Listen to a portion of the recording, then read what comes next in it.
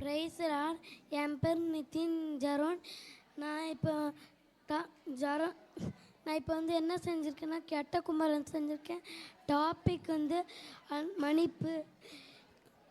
ஒரு நாள் ஒரு ஊரில் ஒரு அப்பாவும் 2 பசங்களும் வாழ்ந்து வந்தாங்களாம். அப்போ ஒரு நாள் சின்ன பையன் கெட்ட பசங்க கூட சேர்ந்துட்டு கெட்ட காரியங்கள் பண்ணிட்டு இருந்தான்னா. அப்போ ஒரு நாள் எங்கள் அப்பாட்ட போய் அப்பா என் சொத்தை தாங்கன்னு கேட்டானா.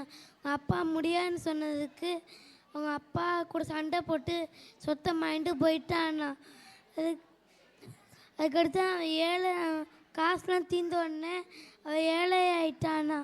அது மட்டும் இல்லாமல் சாப்பாடு பசிச்சனால ஊரில் பஞ்சம் வந்துருந்துச்சு. அடுத்து அவன் பன்னி மேய்க்கிற கடையில் வேலை செஞ்சான்.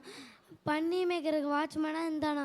அவன் பன்னி மேய்க்கிற சாப்பாடு சாப்பிட்டதுனால ஆனால் பன்னி மேய்க்கிறது கூட லாய்க்கலன்னு சொல்லி அனுப்பிவிட்டாங்களாம். ரொம்ப பசிச்சனால அது ஒன்று யோசித்தான். நம்ம அப்பாட்டே போய் வேலைக்கு செஞ்சிடலாம். அப்பாட்ட இருக்க வேலைக்காரங்களாம் எல்லாம் சாப்பிட்றாங்க யோசித்தான்னா.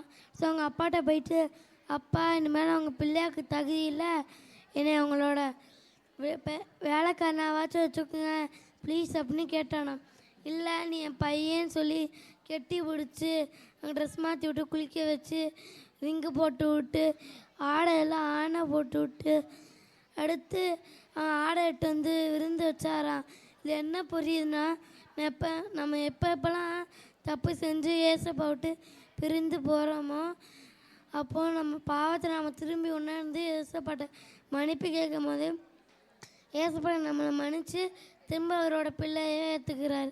தேங்க்யூ.